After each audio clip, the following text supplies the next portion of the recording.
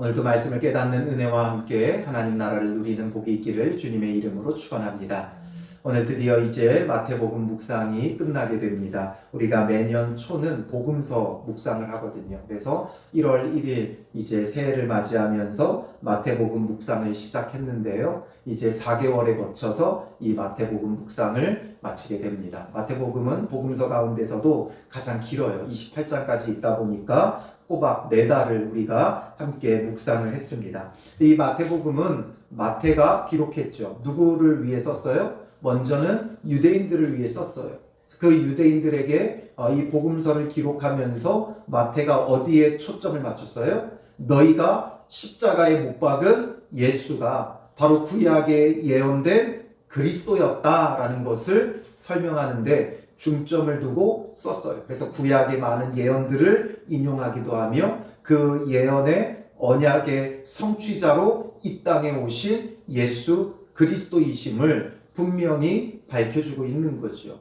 그리고 이 복음서 마지막은 예수 그리스도의 십자가의 죽으심과 부활하심에 대하여 기록하면서 너희가 죽인 그 예수가 바로 그리스도다. 이것을 마지막으로 다시 한번 그들에게 강조하고 있는 거죠. 그래서 너희가 죽인 예수가 그렇게 죽고 끝났느냐? 그게 아니라는 거죠. 오늘 본문에 보면 11절에 여자들이 갈 때에 경비병 중 몇이 성에 들어가 모든 된 일을 대제사장들에게 알리니 안식 후 첫날 벌어졌던 그 일들 지진이 나고 큰 지진이 나고 하늘로부터 주의 천사가 내려와 돌을 굴려내고 그 위에 앉았고 그 형상이 번개 같고 그 옷은 눈같이 흰 것을 이들도 목격했겠죠. 그러므로 예수님의 부활의 그 현장을 보면서 이들은 예수님의 부활의 사실을 알게 된 자들이에요.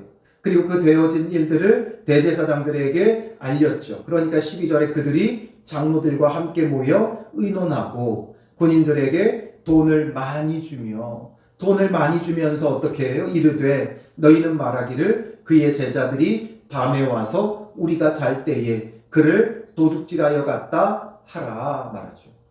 거짓으로 우리가 잘 때 제자들이 와서 도둑질해 갔다 이렇게 전하라는 거예요. 근데 사실 이것이 그 누구보다 거짓인 건 누가 더 잘 알아요? 이들이 더 잘 알죠. 앞선 27장 66절에 이들이 어떻게 했어요? 예수님께서 사흘 만에 부활할 것을, 다시 살아나실 것을 말씀하셨던 것을 이들도 기억하고 있어서 그래서 혹여나 제자들이 훔쳐가고 부활했다고 거짓으로 증언할까봐 이들은 굳게 지켰어요. 그래서 27장 66절에 보면 그들이 경비병과 함께 가서 돌을 인봉하고 무덤을 굳게 지키니라. 무덤을 굳게 지켰던 건 이들이에요. 그리고 나서 뭐가 시작되어져요? 안식일이 시작됐죠. 그리고 안식 후 첫날 새벽에 예수 그리스도의 그 부활의 현장이 목격되어진 거예요. 그러니까 이들이 이미 굳게 지키고 있었고 큰 돌로 막고 인봉하고 굳게 지키고 있었고 그런데다가 더군다나 안식일이 시작됐어요. 그러니 안식일에는 이 유대인들이 전부 다 어떻게 해요? 많이 이동하지도 않고 일하지 않고 이들이 항상 안식하는 일에 주안점을 뒀어요. 그러니 그 누구도 이곳에 와서 예수님을 훔쳐갈 수가 없어요. 함부로 다니지도 못해요. 많이 다니면 고발당해요. 그런데 와가지고 훔쳐갔다는 건 있을 수 없는 일이죠. 누구보다도 이들이 더 잘 알아요. 더 굳게 지켰기 때문에 이것이 거짓이라는 걸 알죠. 그렇다면 이걸 인정해야죠. 예수님을 인정해야 돼요. 부활하신 그 예수님, 구약의 예언대로 오셔서 예언의 성취자, 언약의 성취자이신 바로 그리스도가 바로 이 예수구나. 이것을 인정해야 돼요. 십자가에 예수님을 처형했던 백부장도 또 그 십자가에 못 박았던 군인들도 십자가 처형을 보면서 마지막에 그들은 뭐라고 고백해요? 진실로 하나님의 아들이로다 고백을 하죠. 그걸 보면서 십자가에 못 박히시는 예수님을 봐도 진실로 하나님의 아들이심을 그들은 이방인들도 고백하는데 지금 하나님의 백성이라는 아브라함의 후손이고 또 그 가운데서도 철저히 신앙생활하며 살아간다는 이 바리새인들, 또 영적 지도자라고 하는 대제사장들, 그리고 그 사회 지도자였던, 세상 지도자였던 장로들이 예수님을 그리스도로 전혀 인정하지 않아요. 이 부활의 현장이 벌어졌음에도 불구하고 이들은 인정하지 않고 오히려 군인들에게 많은 돈을 주며 그 진리를 외면하고 거짓으로 지금 진리를 막으려고 지금 이들이 부단히 노력하고 있죠. 이 악함은 어디서 오는 겁니까? 결국 이들은 어떤 믿음 가운데 있는 자들이에요? 이들도 하나님을 믿는다고 하잖아요. 그렇다면 이들의 믿음은 어떤 믿음이에요? 자기가 믿고 싶은 것만 믿는 거죠. 그러니 그게 어떻게 믿음이라고 할 수 있어요? 자기가 믿고 싶은 것만 믿는 건 자기 신념이에요. 믿음이 아니라 신념이죠. 오늘 우리가 정말 믿음으로 살아가는가, 아니면 내 신념으로 살아가는가? 뭔가 기독교에 빗댄, 말씀에 빗댄 나의 신념으로 살아가는 경우가 너무 많고 허다해요. 우리 자신을 돌아보면 정말 참된 하나님, 참된 예수 그리스도, 참된 성령님을 믿고 따르기보다는 내가 믿고 싶은 하나님, 내가 믿고 싶은 예수님, 내가 믿고 싶은 그 성령님을 믿는 거죠. 그러니 내가 믿고 싶은 대로 믿는 그 신념 가운데 살아가는 거예요. 나는 믿음이라 했지만 실상은 신념이죠. 그러니 지금 자기 신념대로 살아가는 이들 때문에 대제사장들과 장로들과 거짓 이 선생 역할을 하고 있는 바리새인들, 서기관들 때문에 예수님이 거부당하고 있다는 거죠. 자기 백성에게 왔지만 영접하지 않는 거예요. 자기 백성에게 왔는데 영접하지를 않아요. 끝까지 진리를 외면하며 자기들이 주장하고 싶은 것, 자기들이 믿고 싶은 것을 끝까지 붙들고 놓지 않는 거예요. 그렇다고 해서 예수님의 부활을 막을 수 있습니까? 막을 수 없죠. 예수님은 갈릴리로 제자들보다 먼저 가신다고 전하라고 했고, 이 말을 여인들이 전했고 제자들도 예수를 배우기 위해 갈릴리로 가게 되어져요. 16절에 보면 11제자가 갈릴리에 가서 예수께서 지시하신 산에 이르러 예수를 배웠고 경배하나. 거기에 가서 정말 과연 부활하신 그 예수님을 배우게 되고 그 예수님 앞에 경배하게 돼요. 그런데 문제는 뭐예요? 아직도 의심하는 사람들이 있더라. 아직도 의심하는 사람들이 있더라.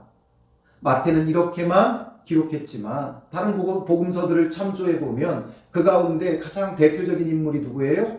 도마죠. 의심 많은 도마.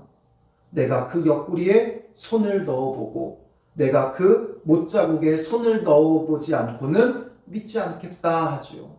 예수님께서 내어주세요. 넣어봐라. 얼마나 우리가 믿지 못하는가. 예수 그리스도의 부활을 얼마나 믿지 못하는가. 예수님의 그 부활의 현장에서 첫 부활절을 맞이했던 그들 가운데 부활의 주님을 기다렸던 자도 없고 부활하신 주님을 만나도 믿지 못하고 이렇게 배웠고 경배했음에도 불구하고 아직도 의심하는 사람들이 있다는 거예요.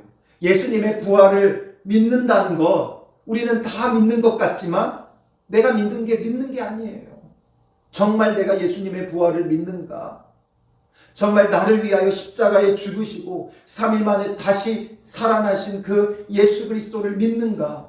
그러므로 그와 합하여 같은 모양으로 죽고 그와 연합하여 같은 모양으로 다시 살 것을 내가 믿는가?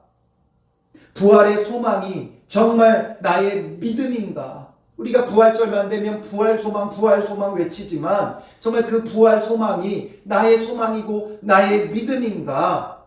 우리는 다시 한번 우리 자신에게 물어봐야 돼요. 예수님을 3번이나 부인했던 베드로를 예수님은 다시 만나주시며 그에게 뭐라고 말씀하세요? 내가 나를 사랑하느냐? 물어보시죠. 몇 번 물어보세요? 3번 물어보세요. 그건 왜 물으시는 거예요? 다시 한번 깊이 생각해 보라는 거예요. 너가 정말 나를 사랑하는 게 맞냐? 정말 네가 나를 사랑하는 게 맞냐? 진짜 네가 나를 사랑하는 게 맞냐? 깊이 고민해보고 또 고민해보고 정말 주님을 사랑하는 게 맞다면, 그렇다면 비록 네가 나를 3번이나 부인하는 연약함도 있었고 부족함도 있었지만 정말 너가 나를 사랑하는 게 맞다면 난 그거 하나면 된다. 예수님은 말씀하시는 거예요. 그러니 내 양을 치라. 내 양을 먹이라. 맡기시죠. 어떻게 맡겨요? 여러분 3번이나 여러분들을 부인하고 배신하고 떠난 사람에게 여러분들의 중요한 것들을 맡길 수 있겠어요? 못 맡기죠. 그러나 예수님은 그것 점검하셨어요. 깊이 물으셨어요. 깊이 곰곰이 생각해보고 또 생각해보라는 거예요. 오늘 우리도 마찬가지. 나의 믿음을 깊이 점검해봐야 돼요. 그냥 교회 안에서 믿는다니까 우르르 그냥 도매급으로 넘어가는 믿음이 아니라 정말 내가 나를 위해 십자가에 죽으신 예수님을 믿는가? 그가 3일 만에 다시 살아나심을 내가 믿는가? 그리고 승천하신 그 주께서 다시 오실 것을 내가 믿는가? 그 믿음을 교리적으로 지식적으로 알아서 믿는다는 게 아니라 정말 그것을 내가 진실로 믿고 바라고 원하고 있는가? 참된 믿음 가운데 있는가? 우리 자신을 돌아보고 또 돌아봐야 되는 거죠. 예수님의 부활은 정말 믿기 힘든 거예요. 어려운 거예요. 그러니까 보아도 믿지 않잖아요. 믿지 못하는 거예요. 아직도 의심하는 거예요. 우리도 믿는다고 하지만 뒤에서는 아직도 의심하죠. 우리의 믿음이 그래요. 나의 연약한 믿음 때문에. 그래서 우리는 주님 앞에 겸손히 엎드려야죠. 주여, 내가 믿음 없나이다. 내게 믿음을 주시옵소서. 내게 믿음을 주시옵소서. 우리의 믿음 없는 그 모습 때문에 주님 앞에 엎드려야 하는 것이죠.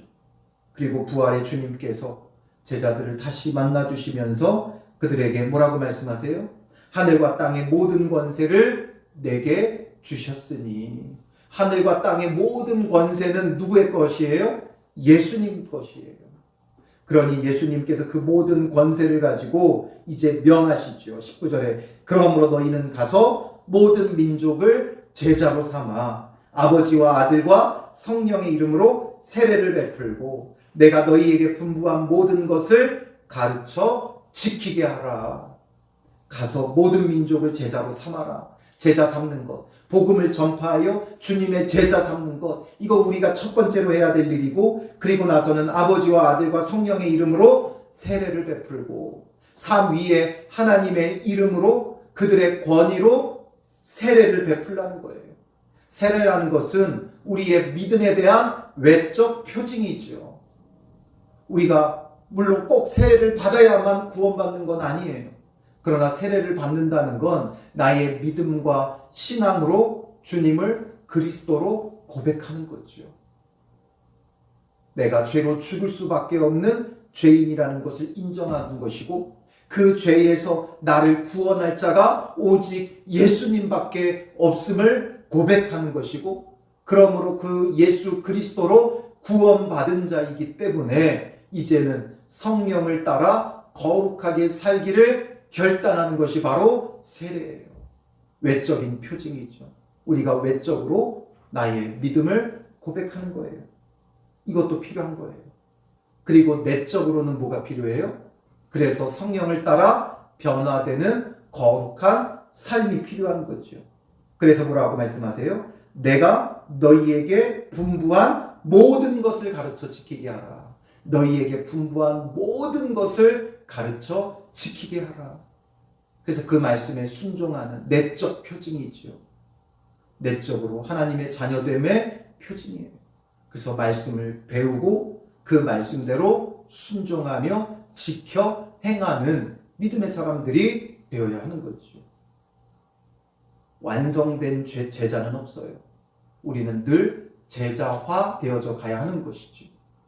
그래서 복음 가운데 세례를 받았기에 이제 우리는 주님께서 분부한 모든 것을 가르쳐 배워, 우리가 이제는 배워 지켜 행하는 자가 되고, 배워 지켜 행하는 자가 될 때 또 가서 제자를 삼고 세례를 베풀고 가르쳐 지키게 하는 일도 할 수 있는 거예요. 최고의 선생님은 어떤 선생님일 것 같아요? 최고의 교수님은 어떤 교수님일 것 같아요? 대학에서 깊이 있는 그 학문을 가르칠 때 최고의 교수님은 늘 연구하고 새로운 논문을 발표하는 교수님이에요. 10년 전이나 20년 전이나 똑같은 내용으로 가르치고, 예전에 연구했던 것 가지고 또 가르치고 또 가르치고 또 가르치는 그런 교수님은 최고의 스승이 될 수 없죠. 끊임없이 연구하고 또 그 연구한 것으로 논문을 발표하고, 이렇게 할 수 있는 교수님이 날마다 새로운 것을 제자들에게 가르치고 더 발전된 것을 가르칠 수 있는 거예요. 최고의 선생님은 끊임없이 공부하는 선생님이에요. 최고의 교수님은 끊임없이 연구하는 교수님이에요. 최고의 제자는, 예수님의 최고의 제자는 가르쳐 지키게만 하는 자가 아니라 끊임없이 주님의 말씀을 배우는 자죠. 바리새인들의 문제가 뭐였어요? 가르치려고만 했어요. 더 연구하고 더 참되게 깨달으려고 힘쓰지 않았어요. 아는 것을 가지고 가르치려고만 했죠. 최고의 제자는 끊임없이 배우는 자예요. 끊임없이 배우는 자가 가르쳐 지키게 할 수도 있는 거죠. 오늘 우리는 어떤 믿음 생활하고 있습니까? 같이 말씀 보자 그러면 어때요? 다 알아요. 다 해봤어요. 같이 제자 훈련하자 하면 뭐라 그래요? 그거 예전에 다니던 교회에서 다 해봤어요. 이것도 해봤어요. 저것도 해봤어요. 다 해봤다고 그러죠. 끊임없이 배우려고 하지 않아요. 우리는 완성된 제자가 없어요. 항상 제자화 되어져 가야죠. 끊임없이 배우고 또 배우고 말씀에 또 순종하고, 배우다 보면 또 새롭게 발견되어지고 또 발견되어지는 것. 그 주님의 말씀 앞에 늘 끊임없이 순종하며 바르게 배우는 주님의 참 제자가 되어져야 하는 거예요. 제자 삼으라로 끝났지만 우리는 끊임없이 배우는 제자가 되어져야 하는 것이죠.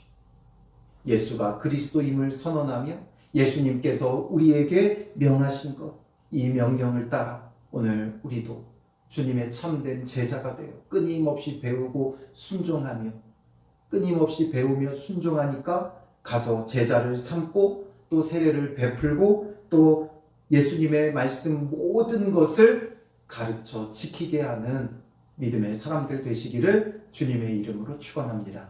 기도하겠습니다. 살아계신 아버지 하나님, 우리가 얼마나 어리석은지 예수 그리스도의 부활을 믿는다 하지만 참된 믿음을 가지지 못하고 우리가 원하는 대로 우리의 신념을 붙들고 있었음을 보게 됩니다. 나의 신념을 내려놓게 하시고 말씀을 통해 계시되어지는 하나님, 예수님, 성령님을 참되게 믿고 따르는 자 될 수 있도록 인도하여 주시옵소서. 예수 그리스도를 믿는 참된 믿음을 갖게 하여 주셔서 그와 같은 모양으로 죽고 같은 모양으로 연합하여 다시 사는 부활의 참 소망을 가진 믿음의 사람들 되게 하옵소서. 부활하신 주께서 우리에게 가서 모든 민족을 제자로 삼아 아버지와 아들과 성령의 이름으로 세례를 베풀고 내가 너희에게 분부한 모든 것을 가르쳐 지키게 하라 말씀하셨사오니, 이 명령을 따라 먼저 내가 제자 되게 하여 주시고 끊임없이 주님의 말씀을 배우며 순종하는 참 제자 되게 하여 주셔서 이제는 나아가 또한 제자를 삼고 세례를 베풀고 주님의 모든 것을 가르쳐 지키게 하는 참된 믿음의 사람들, 참 주님의 제자가 될 수 있도록 인도하여 주시옵소서. 주님이 바라고 원하시는 것을 위해 쓰임받는 믿음의 사람들 되게 하옵소서. 올해 마태복음 말씀을 통해 다시금